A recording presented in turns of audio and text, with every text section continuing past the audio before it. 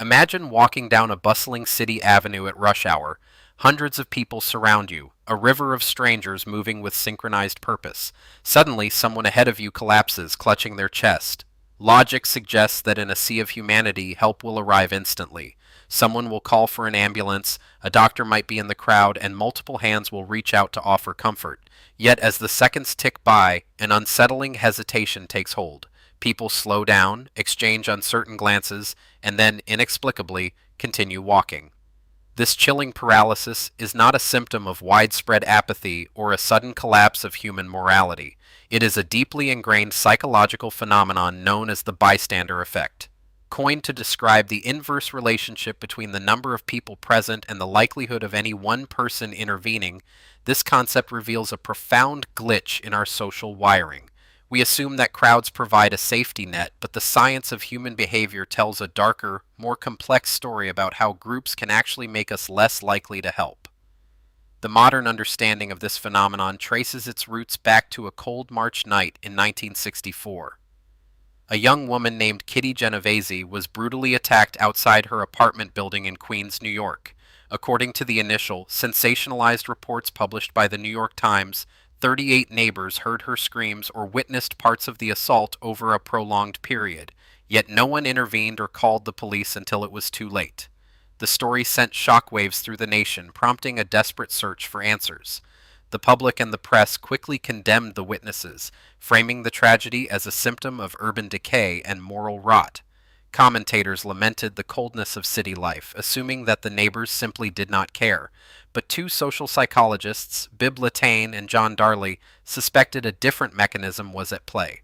They hypothesized that the sheer number of witnesses was not a sign of collective indifference, but rather the very cause of the inaction.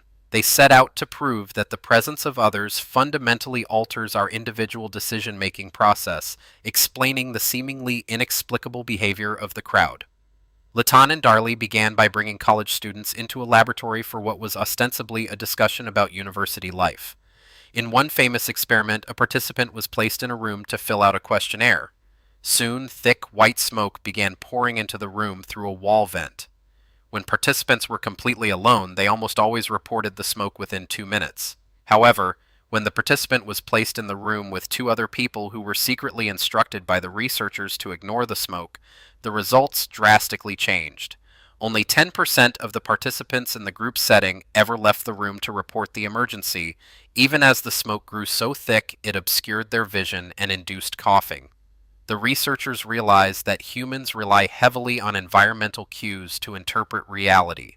When an event is ambiguous, we instinctively look to those around us to gauge the appropriate reaction. If everyone else appears calm, we deduce that the situation must not be an emergency.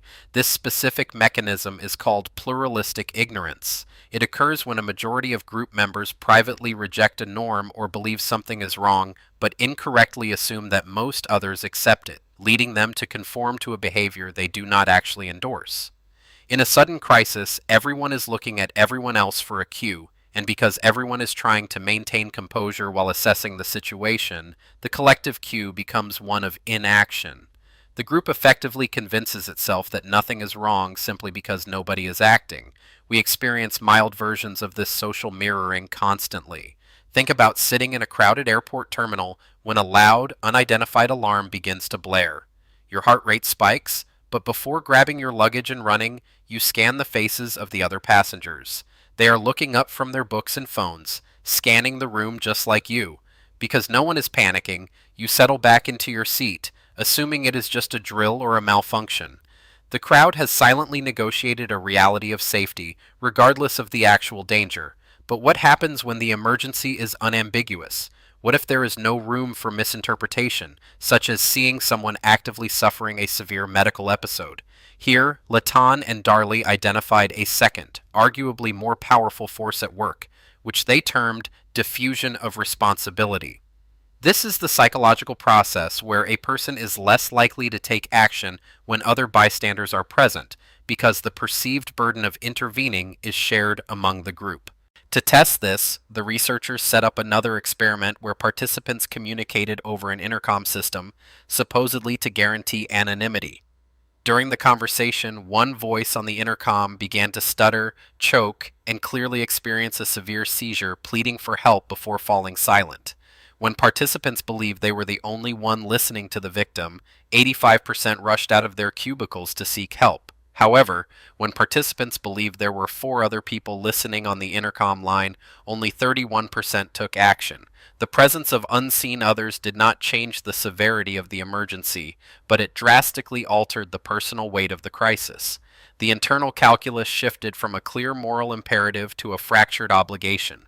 The thought process morphs from an urgent need to act into a comforting assumption that someone else, perhaps someone more qualified, will handle it. The echoes of that ingrained bias follow us into our daily lives, often without our conscious awareness. When we drive past a stranded motorist on a busy highway, we rarely pull over, assuming the steady stream of passing cars guarantees that a tow truck has already been called.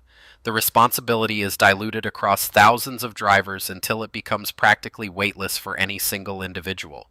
We are entirely capable of empathy, yet the architecture of the crowd short-circuits our execution of it. From an evolutionary perspective, this reliance on the group makes a certain kind of sense. For early humans, deviating from the tribe was incredibly dangerous. Survival depended on cohesion, on moving with the pack and interpreting threats collectively. If the rest of the tribe was calm, signaling alarm might cause unnecessary panic or waste precious energy.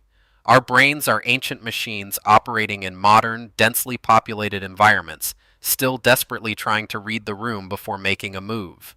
Today, the bystander effect extends far beyond physical crowds on city streets.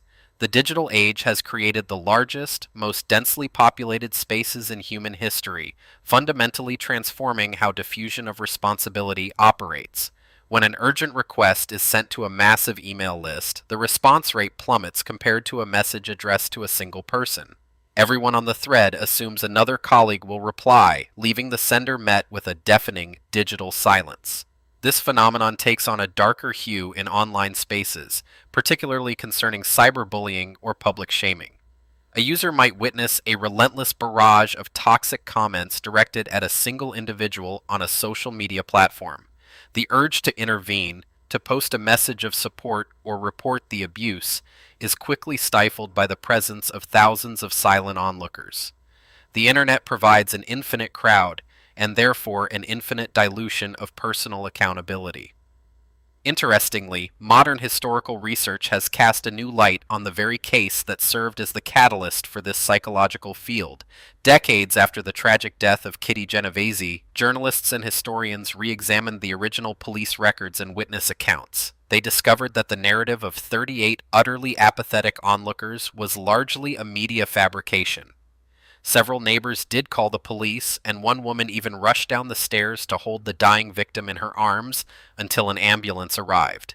The initial story was a gross oversimplification of a chaotic, terrifying night.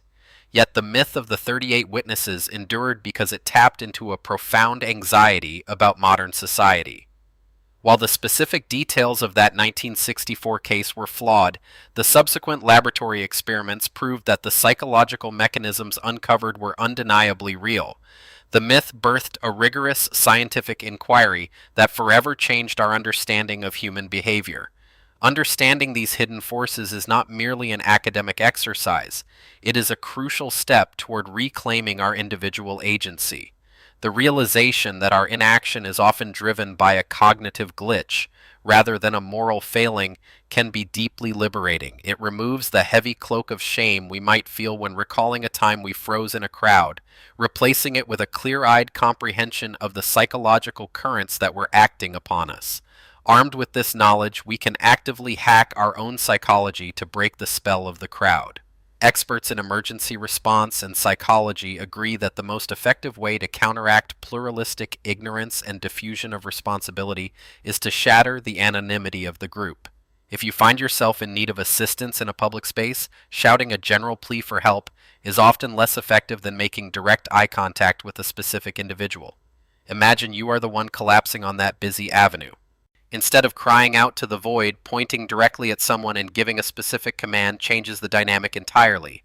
Saying, "You, in the red jacket, call an ambulance," instantly transfers the entire weight of responsibility onto that single person. The diffusion evaporates. The bystander is suddenly isolated from the herd, transformed from a passive observer into an active, accountable participant. Conversely, when we are the ones in the crowd, simply knowing about the bystander effect dramatically increases our likelihood of intervening. Social psychology classes often teach this concept, and studies show that students who learn about these mechanisms are significantly more likely to help a stranger in subsequent real-world scenarios. Awareness acts as an antidote to the paralysis. When we feel that familiar hesitation creeping in, we can consciously recognize it as a deceptive byproduct of the group dynamic. This reveals a profound duality in human nature. We are highly social creatures, deeply influenced by the invisible tethers that connect us to those around us. These tethers can pull us toward conformity and inaction, wrapping us in a comforting blanket of shared apathy. Yet we also possess the unique capacity for self-reflection. We can observe our own instincts, question our own hesitations, and consciously choose to step out of the comforting shadow of the collective. Reflecting on our own past experiences through this lens fosters a deeper empathy not only for ourselves but for others. When we see a crowd failing to act, we no longer view them simply as heartless or cruel. We recognize them as individuals trapped in a powerful psychological undertow, each waiting for someone else to grant them permission to care. The quiet insight into human nature fuels a deeper self-awareness, allowing us to forgive past hesitations while demanding more of our future selves.